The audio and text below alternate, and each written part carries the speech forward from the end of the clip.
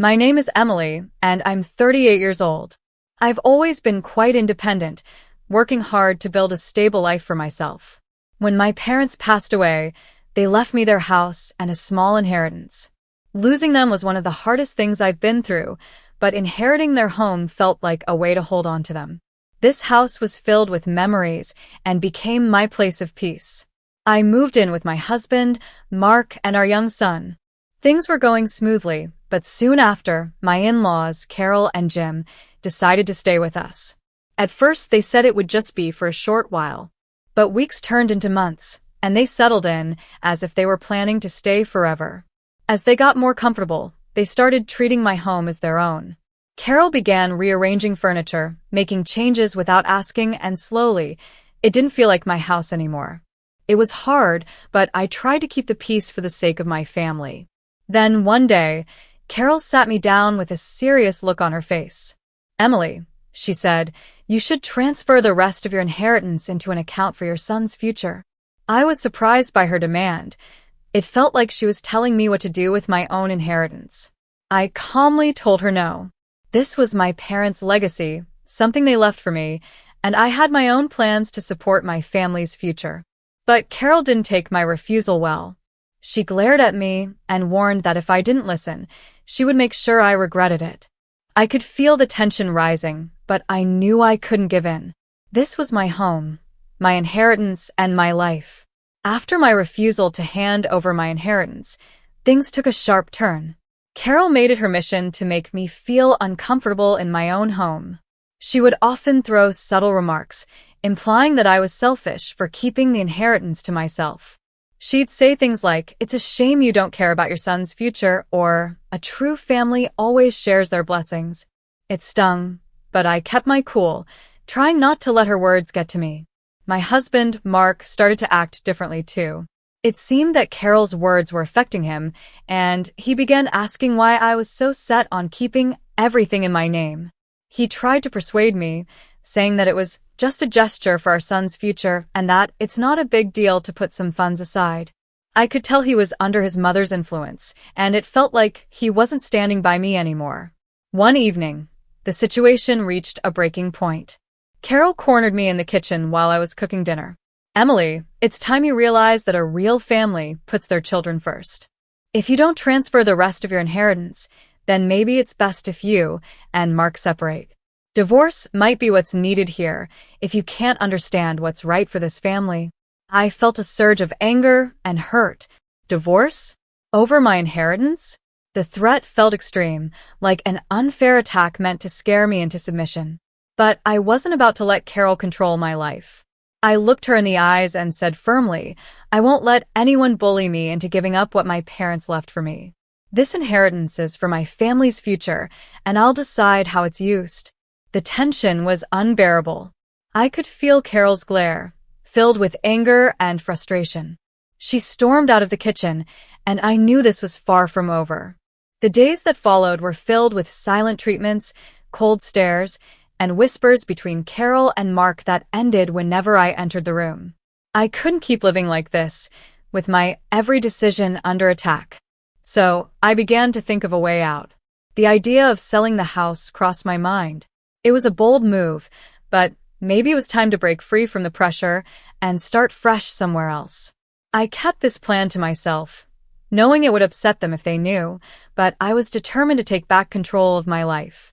This was my inheritance, my family's legacy, and I was done letting others dictate what I should do with it.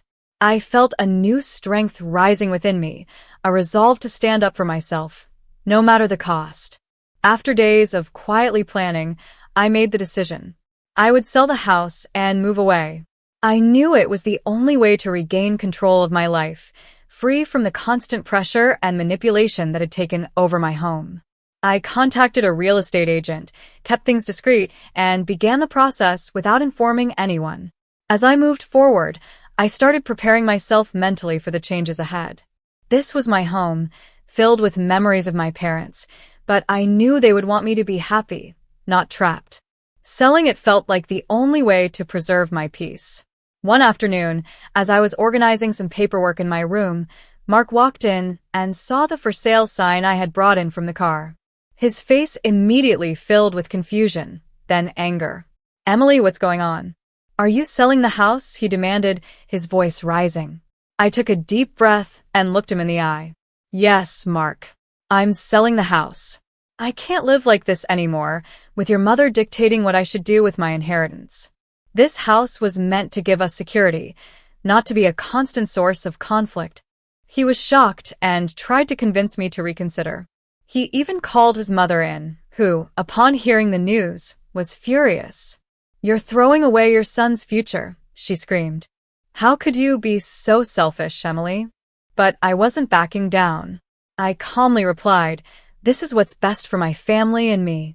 I won't allow anyone to control my life or my inheritance any longer. The next few weeks were tense as the sale went through, but I stayed strong. Once the paperwork was finalized, I packed up my belongings and left. I didn't look back, and I didn't let their anger sway me. I moved to a new town, a place where I could start fresh without the weight of my in-laws' demands on my shoulders. I also made another decision. I would no longer provide the monthly financial support they had grown so used to. It was hard, but it was necessary for me to rebuild my life and secure a better future for myself and my son. Not long after I had settled into my new place, I got a call. It was Mark. His tone was different this time, soft, almost pleading. Emily, he said, we're struggling here. My parents, they need help. Can you help us just this once? A part of me felt pity, but I remembered everything I had been through. The manipulation, the threats, the constant battle to hold on to what was rightfully mine. I took a deep breath and replied, Mark, I have nothing left to give. I'm focusing on my life now. That was the last time I heard from him. In the months that followed, I felt a newfound sense of freedom. I found a good job, made new friends, and focused on building a life filled with peace and happiness. I had broken free from a toxic cycle and reclaimed my life. For the first time in years, I felt hopeful about the future, knowing that I had taken the hardest step toward a better life for myself and my son. Starting fresh was not easy, but it was worth every moment.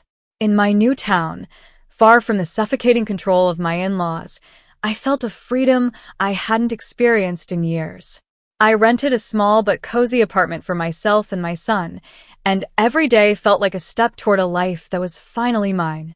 I threw myself into my work, finding a job that not only paid well, but also brought me a sense of purpose and satisfaction. My coworkers became my friends, and soon I had a support system that lifted me up instead of pulling me down. I started taking evening classes to expand my skills, wanting to set a strong example for my son. For the first time, I felt like I was building something that couldn't be taken away. One evening, as I was putting my son to bed, he looked up at me with his big, curious eyes. Mom, why don't we see Grandma and Grandpa anymore? He asked, his voice innocent and full of curiosity. I paused, unsure of how to answer. Sometimes people have to make tough choices to be happy, sweetheart, I told him, tucking him in. We're making a new life here, just the two of us, and that's something really special. He seemed satisfied with that, drifting off to sleep while I sat by his side, thinking about everything we had been through. I realized that I had protected him from a toxic environment, giving him the chance to grow up in a place filled with love and positivity. It was the best decision I had ever made. A few months later, I heard through mutual friends that my in-laws had faced serious financial struggles after I left. They had taken my monthly support for granted, and without it, they had to downsize and make difficult adjustments. Mark, too, had felt the consequences of his choice to side with his mother rather than support me. While I didn't take pleasure in their struggles, I felt validated in my decision. They had chosen control and manipulation over family and loyalty, and now they were living with the consequences. I focused on moving forward, and as time passed, I began to feel like a new person, stronger, more resilient, and at peace with myself. Every step I took, every decision I made, was my own. I was no longer bound by anyone else's expectations or demands. Eventually, I saved enough to buy a small house, one that was truly mine, without any strings attached. Moving in felt like closing a chapter and opening a new one, a chapter where I was free to create the life I wanted. I decorated every room, filling the space with warmth and love, knowing that I was building a home not just for myself, but for my son. As we settled into our new life, I found myself feeling grateful, not for the hardships, but for the strength they had given me. I had faced down manipulation and threats and had come out stronger on the other side. Now, I was free to live a life that was true to myself, and that was a freedom I would never take for granted. Looking around at our little house, I knew one thing for certain. I was done looking back. The future was bright, and I was ready for whatever came next, standing on my own 2 feet, with my son by my side. Together, we had built a life of independence and love, and it was everything I had ever wanted. Life in our new home was everything I had dreamed of. I had built a stable, happy environment for my son, and every day felt like a gift. I'd wake up each morning, savor my coffee as sunlight filled our cozy kitchen, and feel a sense of peace that was once unimaginable. My son was thriving in his new school, making friends, and adapting to our life of independence. I continued working hard, even earning a promotion at my job. My efforts had finally paid off, and my boss recognized my dedication. The promotion meant a little extra income, allowing me to save more and plan for a brighter future. I knew now that I was fully capable of standing on my own.